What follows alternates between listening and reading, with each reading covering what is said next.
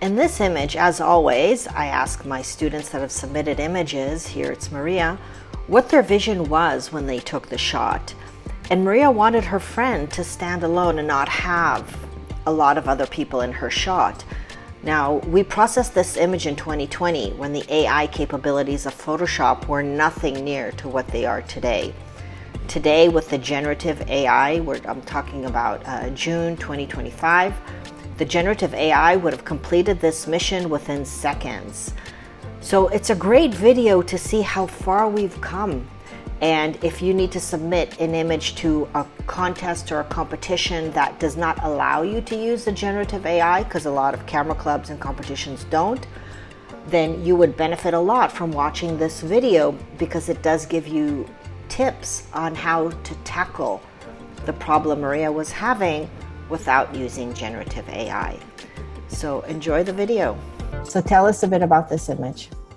Okay, a friend of mine came from California and we went to Lim Valley, and she wanted a picture on the suspension bridge in Lim Valley. And I took it, but I just kind of like made the green more attractive. Okay. More striking, and also I want to disappear the other people. I just want my friend in if it is possible. Okay, if it is possible. I don't know either. It's very difficult to get that bridge with nobody there. Yeah. Almost So impossible. I'll tell you what would have been easier. If you took a photograph, even without your friend, say you both already, you just arrived at the bridge or you're about to leave, you don't want to send her back to take a photo. Even if you had a photo without her on the bridge, with these areas empty, it would be easier to get rid of them now. Because if we had a photo of this area without any people on it, we could easily bring it into the photo with her. Okay. And but what it's going to come down to is cloning. Okay. Cloning, or because we're going to have to take sections from here and put them here, and the bridge changes tone in everywhere you go, like as you advance.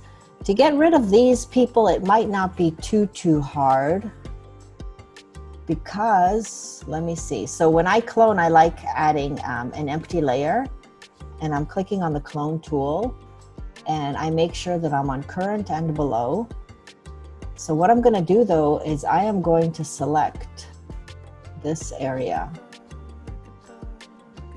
Okay, now I'm selecting on an empty layer. That's why nothing is happening. But if I was here selecting, okay, do you see what happened, Maria? Do you work with Photoshop?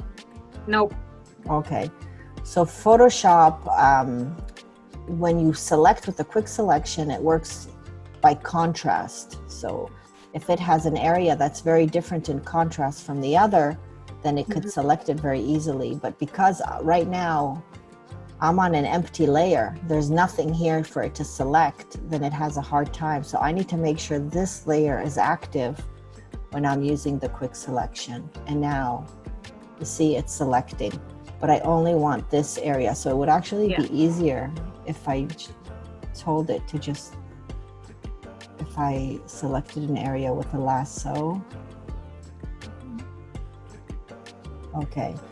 Now, the reason I'm selecting an area with marching ants is because I don't want to paint outside the lines. Whenever you have a selection active, you're only selecting inside the lines.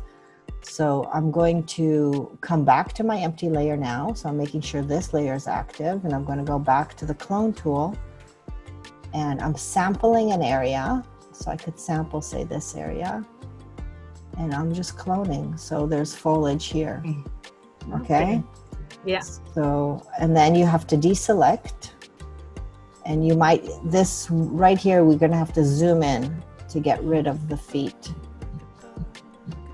Okay, so I'm going to sample here and sample here and just clone slowly. Get rid of the feet, and now nobody can see feet. Okay, so this was easier.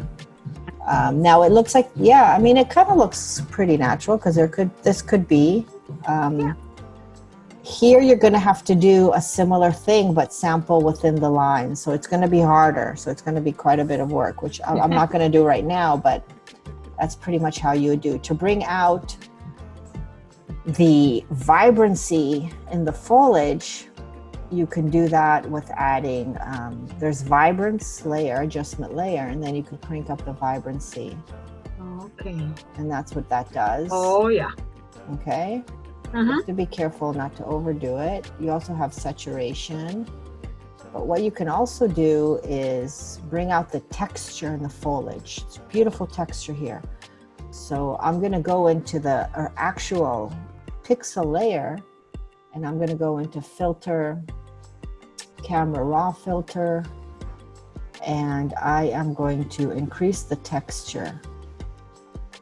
Okay, and that way we're going to see the difference, maybe some clarity, and click OK. Now this is a bit much. You can see also now with the vibrancy, you can see the difference. Okay. Yeah. So what I can do is just add here a mask, make it black, and with a white brush, choose as much as I want to bring out that texture in areas that I want. You might even want some texture on the metal railing. But what this image would also be good with is also to create lighting that gradually goes to her. Because right now she's very tiny, and we're seeing everything. But if the light... Well, she wanted the whole bridge. yeah, that's okay. So you'd have to clone out this area. Okay. You'd have to do it very carefully.